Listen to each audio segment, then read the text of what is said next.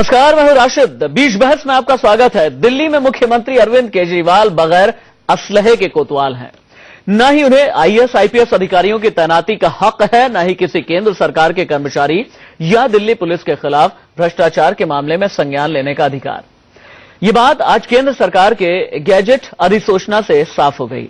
इस अधिसूचना में संविधान की धारा 239 का पूरा जिक्र करते हुए साफ लिखा गया कि दिल्ली में प्रशासन का पूरा अधिकार राष्ट्रपति की तरफ से नियुक्त उपराज्यपाल के पास ही होगा। ये एलजी के विवेक के ऊपर है कि वो अधिकारियों की तैनाती या तबादले के लिए मुख्यमंत्री से सलाह लेते हैं या नहीं। अब सवाल यह है कि जब संविधान में ही नियुक्त उपराज्यपाल के पास ही होगा, ये एलजी के विवेक के ऊपर है कि वो अधिकारियों की तैनाती या तबादले के लिए मुख्यमंत्री से सलाह लेते हैं या नहीं। अब सवाल यह है कि जब संविधान में ही मुख्यमंत्री का पक्ष कमजोर है, तो फिर एलजी पर एक हफ्ते से निशाना क्यों साध रही थी दिल्ली सरकार। दूसरा बड़ा सवाल यह, लाख टके का यह सवाल है कि क्या केजरीवाल जानबूझकर पूरी लड़ाई को मोदी बनाम केजरीवाल का रंग देने की कोशिश कर रहे हैं।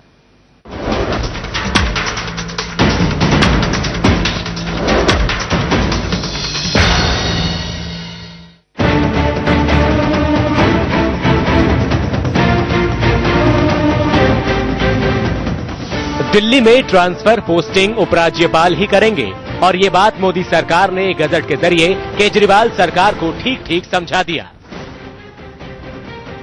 गजट में लिखा है कि संविधान के अनुच्छेद 239 के मुताबिक प्रत्येक संघ राज्य क्षेत्र का प्रशासन राष्ट्रपति अपनी तरफ से नियुक्त प्रशासक यानी उपराज्यपाल के माध्यम से ही करेंगे। दिल्ली राष्ट्रीय राजधानी राज्य क्षेत्र की अपनी राज्य लोक सेवाएं नहीं, लोक व्यवस्था, पुलिस और भूमि से संबंधित विषय और सेवाएं भी दिल्ली विधानसभा के कार्यक्षेत्र से बाहर है। लिहाजा इन सब विषयों के संबंध में भी शक्ति सिर्फ राष्ट्रपति या उनके प्रतिनिधि यानी दिल्ली के उपराज्यपाल के पास है। ऐसे में इन मामलों में हस्तक्षेप का हक मुख्यमंत्री के पास नहीं। हालांकि इसमें यह भी बताया गया कि अगर एलजी चाहें तो अपने विवेक से सेवाओं के संबंध में मुख्यमंत्री से सलाह मशविरा कर सकते हैं, लेकिन इसके लिए भी उपराज्यपाल बाध्य नहीं। होम मिनिस्ट्री ने आज सर्कुलर जारी किया है ताकि इसमें विवाद न रहे, इसलिए जो रिजर्व्ड पावर्स हैं जो सेंट्रल गवर्नमेंट के हैं और केंद्र सरकार के बिहाफ पर जो लेफ्टिनेंट गवर्नर उस अधिकार का प्रयोग करते हैं, उसको स्पष्ट कर दिया है। और हम ये नहीं चाहते कि कंफ्यूजन की वजह से दफ्तरों के ऊपर ताले लगने शुरू हो जाए। तो अब सवाल ये कि जब संविधान के तहत अधिकारियों की तैनाती और तबादले का अधिकार मुख्यमंत्री केजरीवाल के पास नहीं है, तो फिर वो इतने दिनों से एलजी पर निशाना साधकर हल्ला क्यों मचा रही थी। इस गजट में एक जगह ये भी लिखा है कि भ्रष्टाचार निरोध शाखा पुलिस स्टेशन केंद्रीय सरकार के अधिकारियों और कर्मचारियों या फिर जनसाधारण के किसी सदस्य के विरुद्ध अपराधों का कोई संज्ञान नहीं लेगा। यानी मोदी सरकार ने एक तरह से केजरीवाल सरकार के पर कतर दिए। भ्रष्टाचार की रोकथाम के लिए जिस एसीबी का गठन केजरीवाल ने किया, वो एसीबी भी संविधान के मुताबिक बगैर हाथ पैर के ही है। ऐसे में बौखलाए केजरीवाल ने मोदी सरकार पर पलटवार करने में देर नहीं लगाई। वो कहते हैं ना कि चोर की दाढ़ी में तिनका, तो ये नोटिफिकेशन जारी करने की जो असली कारण है, वो कारण इसके आखिरी पैराग्राफ में मिलता है। इस नोटिफिकेशन में लिखा है कि केंद्र सरकार के अधिकारियों और ऑफिशियल्स के खिलाफ, मंत्रियों के खिलाफ एक्शन नहीं लिया जाएगा भ्रष्टाचार का। दिल्ली में ट्रांसफर पोस्टिंग की इंडस्ट्री चला करती थी। 3 महीने के अंदर दिल्ली की आम आदमी पार्टी सरकार ने इस ट्रांसफर पोस्टिंग इंडस्ट्री को बंद कर दिया। अब ये जितने भ्रष्टाचारी थे जो पैसे देके ट्रांसफर कराया करते थे, वो सारे दौड़े दौड़े गए, राजनाथ सिंह जी के पास गए, नरेंद्र मोदी जी की सरकार के पास गए, पीएमओ में गए, और अब ये सारी ट्रांसफर की पावर अपने अंडर में लेना चाहते हैं। गजट से तिलमिलाए केजरीवाल ने संविधान की सारी सीमाएं तोड़ते हुए एलजी को मोदी का वायसरॉय तक बता दिया। लंदन में महारानी बैठती थी, क्वीन ऑफ इंग्लैंड बैठती, तो यहाँ वाइसरॉय होते थे। तो वहां से आदेश आते थे, वहां से नोटिफिकेशन आते थे, और यहाँ से तो एलजी साहब वाइसरॉय हैं इनके, और पीएमओ लंदन है। सारे आदेश पीएमओ से आते हैं और वाइसरॉय तो यहाँ से उनके जो उसके इशारे होते हैं। हालांकि आरोप लगाते वक्त केजरीवाल शायद ये भूल गए कि दिल्ली में उपराज्यपाल राष्ट्रपति का प्रतिनिधि होता है, न कि केंद्र सरकार का। ऐसे में सवाल ये भी है कि केजरीवाल ही सही है। इस बात को दिल्ली की जनता आखिर कैसे मान ले? और सवाल ये भी है कि जब संविधान में ही दिल्ली के मुख्यमंत्री को कमजोर बनाया गया है, तो फिर एलजी से बिना वजह की लड़ाई छेड़कर क्या केजरीवाल ने जानबूझकर पूरे मामले को मोदी बनाम केजरीवाल का रंग देने की कोशिश की? Bureau report, India news.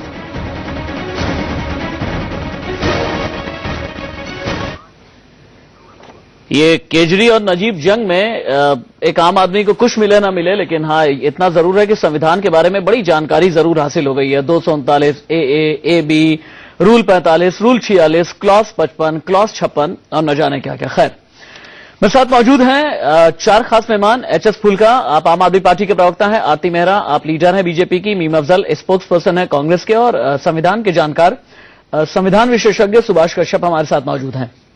HS फुल्का जी, मेरा पहला सवाल आपसे है, आज केंद्र सरकार की तरफ से जो गैजेट नोटिफिकेशन जारी हुआ है उसमें भी बता दिया गया कि, मुझे दीवार फिल्म का एक डायलॉग याद आता है, एलजी के पास जमीन है, एलजी के पास पुलिस है, एलजी के पास सर्विस है, एलजी के पास कानून है, तो फिर अरविंद केजरीवाल के पास क्या है?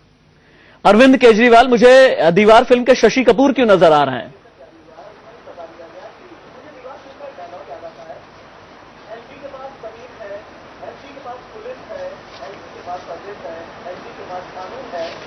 देखो, केजरीवाल के साथ दिल्ली की जनता है, ये डेमोक्रेसी है। और जिस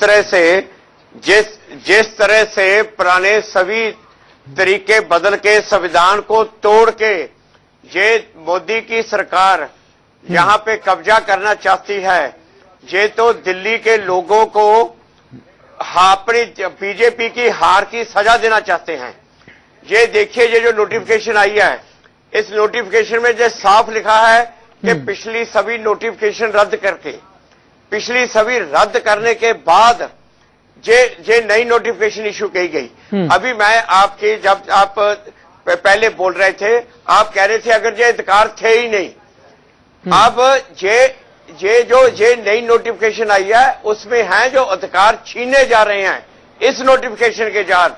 और असली बात इस नोटिफिकेशन में, असली आप देखिए, ये जो है ये एंटी करप्शन ब्यूरो का, ये सारे का सारा जो शुरू हुआ एंटी करप्शन ब्यूरो से शुरू हुआ। एंटी करप्शन ब्यूरो ने अभी तक 36 भ्रष्टाचारी मुलाजिमों को गिरफ्तार किया है और 152 को सस्पेंड किया है। अब मुझे ये बताइए, जहां पे जुर्म होता है जुडिक्शन वहां पे होती है कि जहां से मुलजिम का घर होता है जुडिक्शन वहां से होती है? अगर कोई तमिलनाडु से आके कत्ल दिल्ली में कर दे तो वो दिल्ली की पुलिस उसमें इन्वेस्टिगेट करेगी, जहां वो तमिलनाडु जहां पे उसका घर है वहां करेगी। अगर पैसा कोई जहां पे मंत्री, जहां कोई एम्प्लॉय, कोई भी रिश्वत दिल्ली में ले रहा है तो जुडिक्शन तो दिल्ली की बनती है ना। ये तो ये हो गया, जहां पे मुलजिम का घर है वहां पे जाकर जुडिक्शन बनाओ। दो चीजें हैं। आरती मेहरा, ठीक है, एचएस फुल्का जी आप आइए, आरती मेहरा के पास में चलते हैं। आरती मेहरा बीजेपी के नेता हमारे साथ में मौजूद हैं। आरती मेहरा जी, दो चीजें हैं। पहला तो ये कि अरविंद केजरीवाल ने ये क्यों कह दिया कि बैकडोर से आप लोग दिल्ली में राज करना चाहते हैं, केंद्र की सरकार बैकडोर पॉलिटिक्स के जरिए दिल्ली में राज करना चाहती है, ऐसा है क्या? और दूसरा ये, नोटिफिकेशन में हर चीज डाइजेस्ट हो रही है, लेकिन एसीबी के ऊपर इस तरीके से लगाम लगा देना कि एंटी करप्शन ब्यूरो केंद्र सरकार के किसी भी अधिकारी के खिलाफ भ्रष्टाचार का कोई मुकदमा दर्ज कर ही नहीं सकता, इसमें कोई कार्रवाई कर ही नहीं सकता, ये बात डाइजेस्ट नहीं हो पा रही है। इसका जवाब क्या है आपके पास? रशीद जी, मैं आपको ये बताना चाहूंगी कि अरविंद केजरीवाल की जो सरकार है, इनका पूरा मकसद ही हल्ला मचाना है। इनके डीएनए में कन्फ्रंटेशन है और अगर आप देखें तो ये प्रोडक्ट भी कन्फ्रंटेशन की ही है। ऐसे में जब, पहली बात तो फुल्का जी, नोटिफिकेशन के बारे में जो बता रहे हैं कि सारी पुरानी रद्द करके कोई चेंज करके नई नोटिफिकेशन ओवरनाइट आ गई, ऐसा बिल्कुल नहीं है। सिर्फ नोटिफिकेशन से स्पष्टता की गई है कि इसके दायरे में दिल्ली सरकार, दिल्ली सीएम के राइट्स हैं और उस राइट्स के हिसाब से दिल्ली को चलना होगा। लेकिन मुझे तो दिल्ली सरकार के पास कोई राइट्स नजर ही नहीं आते आरती जी, मुझे दिल्ली सरकार के पास कोई राइट्स नजर ही नहीं आते, कोई हक तो नजर ही नहीं आ रहा है। लैंड का हक है नहीं, सर्विसेज का है नहीं, पुलिस का है नहीं, सरकार नहीं आई, कानून व्यवस्था का है नहीं। रातों रात आके रातों रात, हाँ तो ये पहले भी ऐसा ही था, ये कोई नई बात नहीं है। 20 साल 5 साल हमने सरकार चलाई, दिल्ली का इतना डेवलपमेंट किया, मेट्रो को शुरू किया, बड़े बड़े पुलों की कल्पना करी और बनाए। अच्छा, 15 साल कांग्रेस ने ये सरकार चलाई, उनको भी लगता था कि हमारे पास भूमि होनी चाहिए, हमारे पास पुलिस होनी चाहिए। ये जो गैजेट, सच्चाई ये है आरती जी, राशिद जी 1 मिनट बात पूरी होने दीजिए। हाँ हाँ, सच्चाई ये है कि अगर आपके पास शुरू से 20 सालों में जो अधिकार थे, क्या आज रातों रात एक भी काटा गया? फुल्का जी जिम्मेदारी से बता दे। सिर्फ स्पष्टता की गई है कि ये, क्योंकि आप जिस तरीके से असंवैधानिक ढंग से चलना चाहते हैं वैसे दिल्ली नहीं चल पाएगी। ठीक है। आरती जी मुझे एक बात बताइए, का माहौल बनाया हुआ है। आरती जी मुझे एक बात बताइए, का माहौल है। अच्छा, ब्यूरोक्रेसी में आरती जी ईमानदारी से बताइएगा, अब बड़ी ईमानदार नेता है, ईमानदारी से बताइएगा, नोटिफिकेशन के जरिए केजरीवाल के पर कतरे हैं क्या? सच बताइएगा। बिल्कुल नहीं कतरे गए, बिल्कुल भी नहीं। नोटिफिकेशन की जरूरत क्या थी? सारी नोटिफिकेशन की जरूरत क्या थी? पहले से गाइडलाइन लेड है। हाँ, नहीं, नोटिफिकेशन से तो स्पष्टता करी है। नोटिफिकेशन से अरुण जेटली जी जिस कद पे, जिस कुर्सी पे बैठे हैं, उन्होंने क्लियर शब्दों से कहा है कि इस gazette notification time to time आते रहते हैं। सुभाष कश्यप जी बता पाएंगे इस पे, और संविधान के तो एज इट इज उसको स्पष्ट किया गया है। जो परिस्थितियां मीडिया वाले सुभाष जी के सीधे, चूंकि आपने टॉस किया है, तो सुभाष जी के पास ही एक बार चलते हैं। सुभाष जी, दो चीजें हैं जो मौजूदा अभी हालात चल रहे हैं एलजी और अरविंद केजरीवाल के बीच में, आपको सब कुछ पता है।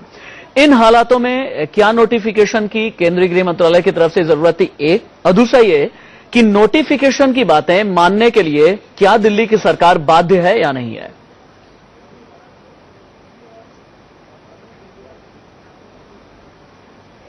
पहली बात, जरूरत इसलिए थी कि पिछले कुछ दिनों से जो दिल्ली में चल रहा है उस स्थिति को स्पष्ट करने के लिए एक ये स्पष्टीकरण करते हुए नोटिफिकेशन इशू किया गया है, ताकि जो टकराव की स्थिति चल रही थी वो कुछ कम हो सके। लेकिन टकराव तो बढ़ गया सुभाष जी, टकराव कम होने की बजाय और बढ़ गया।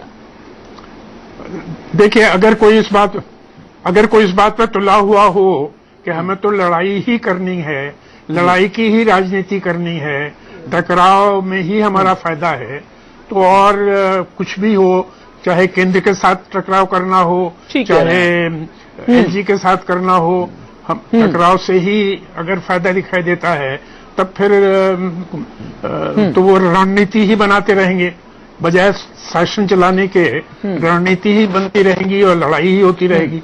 राजनीति समझौते का, और ठीक है, अगर राज्यपाल और मुख्यमंत्री मिलजुल कर काम करें, जी, आपस में सद्भावना से काम करें, तो इस तरह की स्थिति आए नहीं। सद्भावना नजर ही कहाँ आ रही है? सुभाष जी, आपकी आवाज में भी कुछ दिक्कत सी पेश आ रही है। दोबारा मैं लौट करके आता हूँ आपके पास। मीम अफजल के पास में हम चलते हैं। मीम अफजल के पास में हम चलते हैं, कांग्रेस के नेता मीम अफजल जी।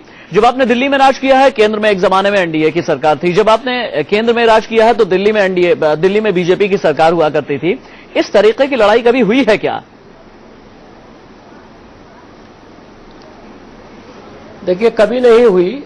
छोटी मोटी कभी कभी कुछ ना कुछ मतभेद होता था, उसको बैठा करके सॉल्व कर दिया जाता है। ठीक है। एक बार इलेक्शन के मूड से बाहर आने के बाद जब सरकार चलाने का सवाल आता है, तो 15 साल हमने सरकार चलाई। आप बताइए, कभी ऐसा क्राइसिस कभी भी किसी वजह से कहीं पैदा हुआ हो? जाहिर है उसके अंदर कुछ अरसा जो है वो एनडीए की सरकार का भी रहा, उस वक्त भी दिल्ली में हमारी सरकार थी और शीला जी उसको चलाती थी, कोई झगड़ा कभी नहीं हुआ।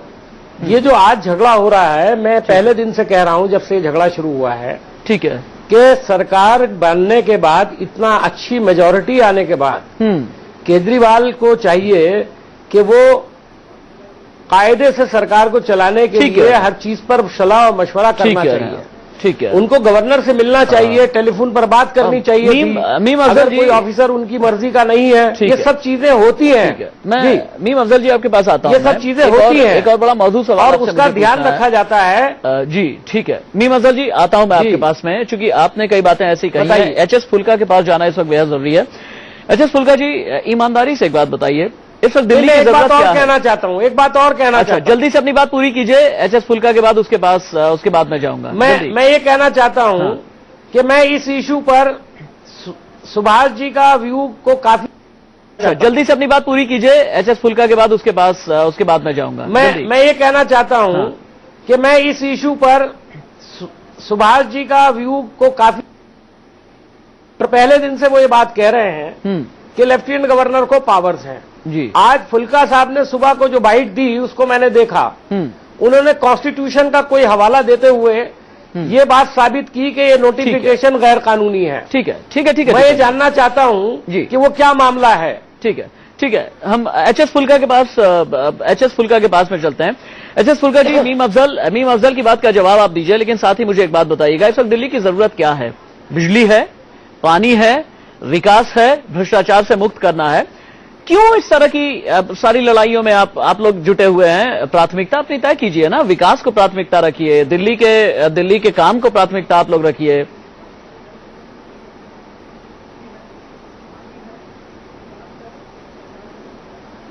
सरकार काम कैसे करती है? अफसरों के राही करती है। अफसर मिल तो रहे हैं, सरकार अफसर मिल तो रहे हैं आपको, और अफसर वो जो जिसको बीजेपी की चाहे और वो मिल रहे हैं जो बिल्कुल मैं समझ गया। अगर ये चाहते हैं ऐसे अफसरों को पॉइंट करने, ये चाहते हैं, अभी तक नहीं हो रहे। अभी एक बात और, मैं समझ ये जो नोटिफिकेशन है, मैं समझ गया फुल्का जी, मैं समझ गया। मतलब बीजेपी वाले अफसर के साथ आप नहीं काम करना चाहते? एक मिनट दे दिया, सामंजस्य तो दिखाना पड़ेगा ना। बीजेपी वाले अफसर के साथ काम नहीं करना चाहते, ऐसा है क्या? के बारे में भी सुन लीजिए। हाँ, ये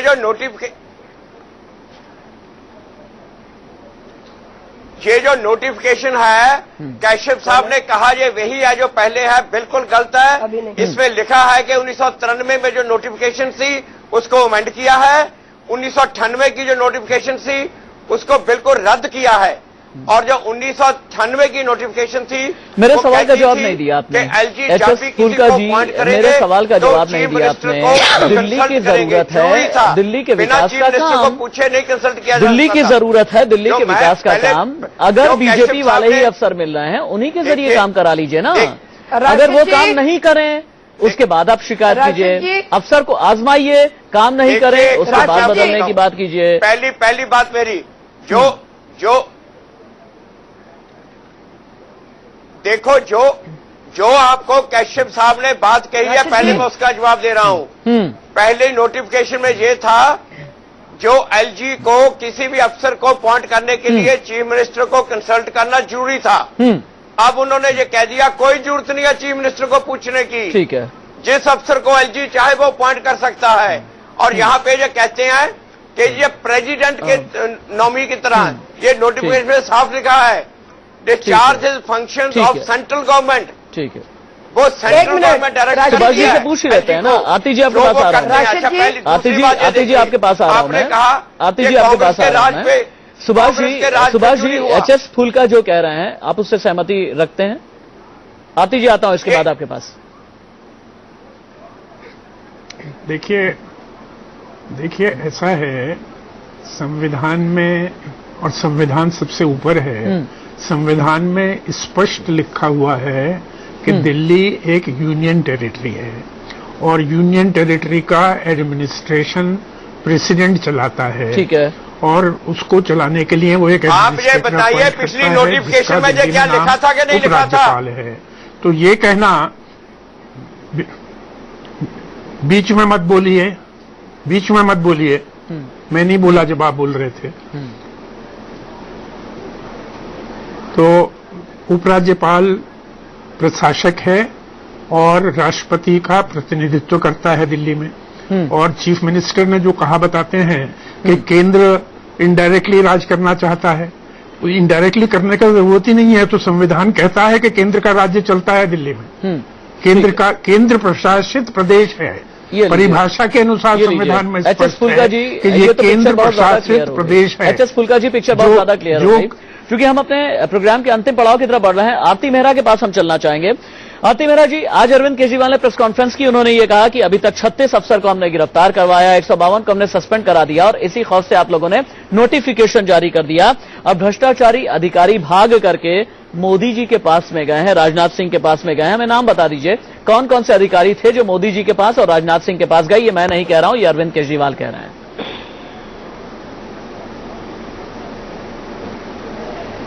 राशिद जी, इन्हें सिर्फ हंगामे, सेंसेशन और जो सही मुद्दे हैं, जो विकास के मुद्दे हैं, जो 70 वायदे इन्होंने दिल्ली की जनता से किए थे, वो सब ये पूरे नहीं कर पा रहे हैं। इन्हें दिखाई दे रहा है इन्होंने 15 लाख सीसीटीवी और इन्होंने जितने स्कूल्स और टॉयलेट्स और जितने वायदे किए हैं, वाईफाई, वो सब नहीं कर पा रहे। ये कहते हैं कि मोदी सरकार हमसे घबरा गई। राशिद जी, दिल्ली की 2 बार ये कहते हैं कि मोदी सरकार हमसे घबरा गई। नो 2 बार महापौर रही। मोदी सरकार न किसी से घबराने वाली है, वो विकास के रास्ते पे है और उसमें विश्वास है जनता का, क्योंकि कॉन्स्टिट्यूशनल चलने वाली है। भारत एक लोकतंत्र देश है और भारत कॉन्स्टिट्यूशनली चलेगा। यहाँ पे अराजक तत्वों का कोई जगह नहीं है। ठीक है। मैं दिल्ली में हमें जो ऑफिसर्स मिलते थे कॉर्पोरेशन में, आरती वो जी, शीला आपका मैसेज जी और एलजी के थ्रू भेजे जाते थे। आरती जी, आपका मैसेज बिल्कुल क्लियर हो गया। आरती जी, माफ कीजिएगा, थोड़ा सा वक्त की कमी है। मीम अफजल जी को भी लेकर के आते हैं। जी, मीम अफजल जी, आखिरी और मौजूद सवाल मेरा ये कि पिछले 2 महीने से हमने ये देखा था, जब से राहुल गांधी विपश्यना से लौट करके आए थे, हर मुद्दे पर केंद्रीय स्तर पर, राज्यों के स्तर पर मामला जो है मोदी बनाम राहुल हो गया था। अरविंद केजरीवाल को यह बात बहुत ज्यादा अंदर ही अंदर साले जा रही थी। अरविंद केजरीवाल चाहते थे कि मोदी बनाम अरविंद केजरीवाल किया जाए, और इसी वजह से, क्या ऐसा लगता है कि इसी वजह से ये लड़ाई दिल्ली में अरविंद केजरीवाल ने छेड़ी हुई है? आपको क्या लगता है? नहीं, मैं ये नहीं समझता हूं, इसलिए कि अरविंद केजरीवाल साहब का दायरा जो है वो सिर्फ दिल्ली तक महदूद है, उसके बाहर कहीं भी कुछ नहीं है, और ना ही उस तरह के मुद्दे उन्होंने उठाए हैं। वो तो अपने लोकल एडमिनिस्ट्रेशन को लेकर के ये सब कर रहे हैं। मैं सिर्फ ये बात याद दिलाना चाहता हूं, अभी आपने सवाल पूछा था राशिद साहब कि दिल्ली सरकार की सब चीजें अगर केंद्र के पास हैं तो फिर दिल्ली सरकार के पास बचा क्या है? अगर कानून पहले भी यही था, कैशव जी ज्यादा इसके बारे में बता सकते हैं, और आज भी वही है, तो ये बताइए कि पिछले 15 साल के अंदर दिल्ली के अंदर कांग्रेस की सरकार ने इतना जबरदस्त विकास किया। ये अलग बात है, हम हार गए, एंटी इनकम्बेंसी हुई हमारे खिलाफ, ठीक है, लेकिन इतना बड़ा जबरदस्त जो विकास हुआ वो किस वजह से हुआ, कौन सी पावर्स के तहत हुआ? आज केजरीवाल जी उनका इस्तेमाल करके इस दिल्ली को और सुधारने की कोशिश क्यों नहीं करते? लड़ाई झगड़े में क्यों लगे हुए हैं? उनको आदत क्यों है लड़ने की? मैं कहता हूं बहुत हो चुका लड़ना। वो मीडिया जिसने उनको सर पर बिठाया, उससे लड़ना शुरू कर दिया था पिछले दिनों। बात राजनीति में आदत और नियत की होती है। फिलहाल के लिए मुझे रोकना पड़ रहा है। बहुत शुक्रिया, मेरे पास वक्त इतना ही था। एच.एस. फुल्का जी आपका शुक्रिया, आरती मेहरा जी, मीम अफजल साहब, सुभाष कश्यप जी आपका बहुत बहुत शुक्रिया। कुल मिला जुला करके अरविंद केजरीवाल और उनकी सरकार ये कह रही है कि दिल्ली में ट्रांसफर पोस्टिंग इंडस्ट्री चलती थी। सबूत क्या है? अरविंद केजरीवाल ये कह रहे हैं कि दिल्ली में जो तमाम अधिकारी हैं वो मोदी और राजनाथ सिंह के पास पहुंचे। सबूत क्या है? अरविंद केजरीवाल संविधान को धता बता करके अगर राज चलाना चाहते हैं तो फिर आखिरकार उनकी नीयत पर शक क्यों न किया जाए? और सबसे बड़ा सवाल यह है कि आज दिल्ली की जरूरत क्या है, ये लड़ाई या फिर दिल्ली का विकास? अरविंद केजरीवाल को सोचना बेहद जरूरी है, चूंकि वो इस प्रदेश के मुख्यमंत्री हैं।